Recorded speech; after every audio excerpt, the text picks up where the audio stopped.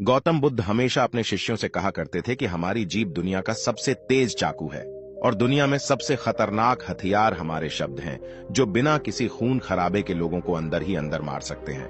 हमारे शब्द हमारी ताकत है, लेकिन यह कमजोरी भी हो सकती है अगर हमें नहीं पता कि कब, कहां और कितना बोलना है। यदि हम सही समय पर सही इरादे से सही शब्दों का प्रयोग करते हैं तो यह हमें एक सफल व्यक्ति बनाते हैं, लेकिन अगर हम सही समय पर सही इरादे से सही शब्दों का प्रयोग नहीं करते हैं तो यह हमारे जीवन को नर्क से भी बदतर बना सकते हैं। तो आज मैं आपको मौन पर एक कहानी सुनाऊंगा और यह कहानी आपकी जिंदगी बदलने वाली है। यह कहानी आपको मौन की शक्ति का एहसास कराने जा रही है। जापान में एक बहुत प्रसिद्ध बौद्ध भिक्षु थे जिनका नाम दीझाई था। वह दुनिया के शोरगुल से दूर जंगल में अकेला रहता था और वह बहुत ही ध्यान मग्न व्यक्ति था, इसलिए वे पूरे जापान में बहुत प्रसिद्ध थे। और एक दिन उनके पास एक राजकुमार आया। प्रिय साधु, मैं हमेशा थका हुआ, निराश और परेशान महसूस करता हूं। मेरा मन बहुत बेचैन रहता है। हालांकि मेरे पास सब कुछ है, धन, प्रसिद्धि और सभी विलासिता जो एक व्यक्ति पाने की ख्वाहिश रखता है, लेकिन फिर भी मेरे अंदर शांति नहीं है। तो साधु ने कहा, आपको इसका उत्तर पता है, लेकिन आपने कभी इसकी खोज नहीं की। साधु ने कहा कि मैं एक प्रयोग करना चाहता हूं, क्या आप वह प्रयोग करना चाहेंगे? इस प्रयोग के बाद आपके जीवन में कोई अशांति और चिंता नहीं रहेगी।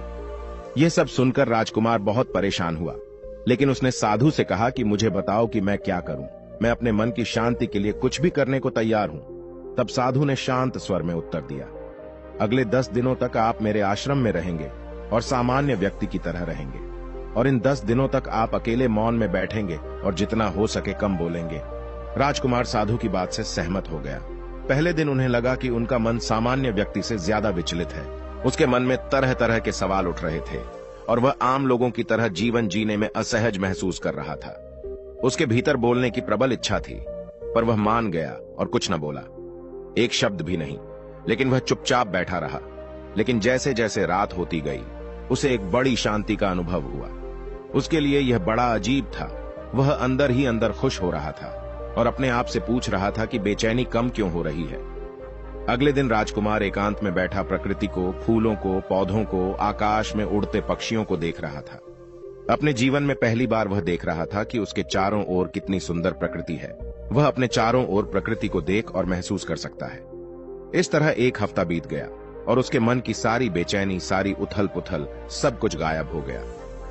8वें दिन की सुबह राजकुमार की आंखें अपने आप बंद होने लगीं और वह गहरे ध्यान में डूब गया। उसने आंखें बंद की, गहरे ध्यान में चला गया। कोई चिंता नहीं थी, मन में शांति थी। राजकुमार को भीतर ही भीतर गहन शांति का अनुभव होने लगा। बाकी के 2 दिन गहरे ध्यान में बिताने के बाद राजकुमार खुद को एक बौद्ध भिक्षु के सामने पेश करता है। राजकुमार ने साधु से कहा कि प्रिय साधु, मुझे उत्तर मिला कि मेरा मन इतना अशांत क्यों है। उन्होंने कहा कि मुझे पता चला कि मेरा मन इतना विचलित और अशांत क्यों था। फिर उन्होंने पूछा, बताओ क्या जवाब मिला? राजकुमार ने कहा कि मैं जरूरत से ज्यादा बातें करता था और दिन भर लोगों पर ऊर्जा बर्बाद करता था और उनके बारे में अकेले ही सोचता था और ज्यादातर समय उनके बारे में नकारात्मक ही सोचता था। इस प्रकार मेरा समय नष्ट हो रहा था और अधिक बातें करने और सोचने से मेरा मन अशांत हो गया था। इस वजह से मैं कोई भी काम अच्छे से नहीं कर पाता था, जिसके कारण मैं लगभग हर काम में असफल होने लगा था और निरंतर असफलता ने मुझे और अधिक उदास और चिड़चिड़ा बना दिया और इसने मेरे जीवन को और नष्ट कर दिया। लेकिन ये 10 दिन बिल्कुल अलग थे। अब ऐसा लग रहा है कि अपनी जिंदगी को पूरी तरह से जी रहा हूं और इससे पहले मैं अपनी जिंदगी गलत तरीके से जी रहा था। मैंने यह भी सीखा कि हमें ध्यान करने की आवश्यकता नहीं है, ध्यान अपने आप हो जाता है। और ध्यान से मैंने पहली बात यह सीखी कि किसी के जीवन में सबसे महत्वपूर्ण घटना स्वयं को जानना है। बौद्ध भिक्षु ने कहा कि आप ही नहीं, दुनिया में ज्यादातर लोग जरूरत से ज्यादा बोलते हैं। आज भी ज्यादातर लोग एक दूसरे को नीचा दिखाने के लिए ही बोलते हैं और आज भी लोग ज्यादा बातें करते हैं और अपना जीवन बर्बाद कर रहे हैं। साधु ने राजकुमार को मौन रहने का महत्व समझाया और कहा कि एक बार शिष्य गौतम बुद्ध से पूछते हैं कि प्रिय बुद्ध, आप अधिकांश समय मौन क्यों रहते हैं? बुद्ध ने कहा, मैं गहराई में मौन रहता हूं। मौन स्वयं को जानने की पहली सीढ़ी है। यदि आप मौन नहीं रह सकते हो तो स्वयं को जानना असंभव है। स्वयं को जानने की पहली सीढ़ी मौन है। जितना जरूरी हो उतना ही बोलें और आप पाएंगे कि 90% बोलना हानिकारक होता है। नहीं बोलते तो अच्छा था। 90% मुश्किलें कम हो जाएंगी अगर लोग थोड़ा सा चुप हो जाएं, झगड़े कम हो जाएं, अशांति कम हो जाए, फेंकना कम हो जाए। बस तुम दोनों चुप रहना सीख जाओ। दुनिया में बहुत सारी मुसीबतें सिर्फ बोलने से पैदा हो जाती हैं। जो मौन रहना जानता है वो भीड़ में भी अकेले रहने का हुनर जानता है। एकांत में मनुष्य स्वर्ग भी है। दूसरों की उपस्थिति बेचैनी पैदा करती है। पहले अपने साथ मौन धारण करो, फिर अपनी ऊर्जा को मोड़ में आने दो, मन को घर आने दो। जब आप दूसरों की उपस्थिति से उठते हैं और परेशान हो जाते हैं तो उचित है कि आप अपनी आंखें बंद कर लें और अपने आप में खो जाएं। तुम वहां से भी ताजगी पाओगे क्योंकि तुम्हारे जीवन का स्रोत वहीं छिपा है। वह किसी और में नहीं है, लेकिन तुम्हारी जड़ें तुम्हारे जैसी हैं। आखिर कौन तुम्हें अपने भीतर ले जाएगा? यदि कोई ना हो तो मुझे स्वयं ही भीतर जाना होगा। इसलिए अपने भीतर जाओ। वही परम राजा है, वही जीवन का स्रोत है, वहीं से आनंद का जन्म होता है, वहीं से तुम मृत्यु में डूबोगे, वहीं तुम्हारा सूर्य उदय होगा, वह फिर अस्त होगा। जब भी तुम डुबकी लगाकर लौटोगे वहीं से पाओगे। फिर तुम फिर से तरोताजा हो जाओगे। तब जीवन का नया धन पाओगे।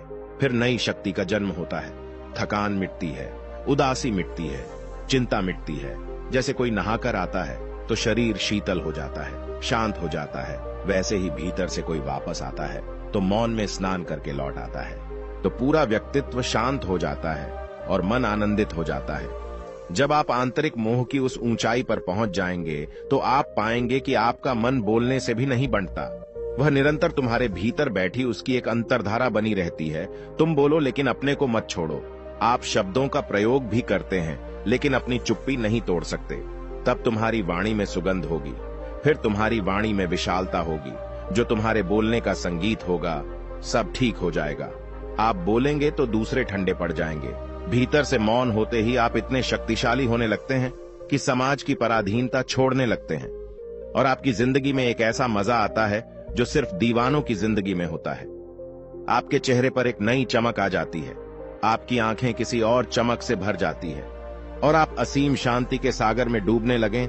ऐसा कहकर उन्होंने अपनी बात समाप्त की। दोस्तों, आपने भी अनुभव किया होगा कि ज्यादा बातें करने से मन शांत हो जाता है।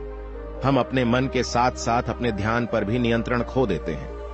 जो लोग बहुत अधिक बातें करते हैं उनमें किसी एक कार्य पर ध्यान केंद्रित करने की क्षमता नहीं होती है, इसलिए वे अपने किसी भी लक्ष्य पर पूरी तरह से केंद्रित नहीं होते हैं और वे जीवन की सच्चाई को नहीं समझ पाते हैं और न ही कभी मनचाही सफलता प्राप्त कर पाते हैं। इसके अलावा आपने देखा होगा वो लोग अक्सर लोगों के बीच हंसी का पात्र बन जाते हैं और जो कम बोलते हैं और अपनी बात पर टिके रहते हैं उन्हें सम्मान मिलता है।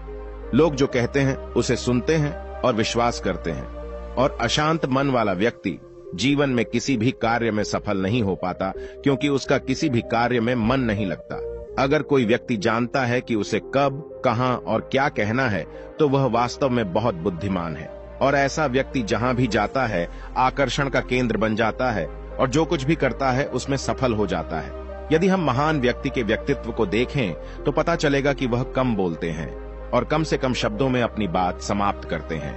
वह बोलने से पहले गहराई से सोचता है कि उसे क्या कहना है। लेकिन जो लोग अधिक बोलते हैं वे कई बार झूठ बोलते हैं और अपनी बातों से दूसरों के दिमाग पर कचरा डालते रहते हैं। वह अधिकतर दूसरों की बुराई ही करता रहता है, इसलिए उसके अपने भी उससे बचने और उससे दूर रहने की कोशिश करते हैं। हमारे भारतीय उपनिषदों में कहा गया है कि हमारे वचन ही वास्तविक धर्म हो सकते हैं।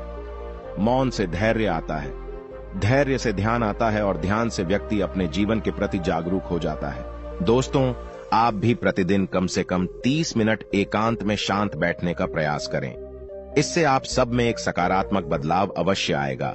इसी के साथ हम इस कहानी को समाप्त करते हैं। धन्यवाद।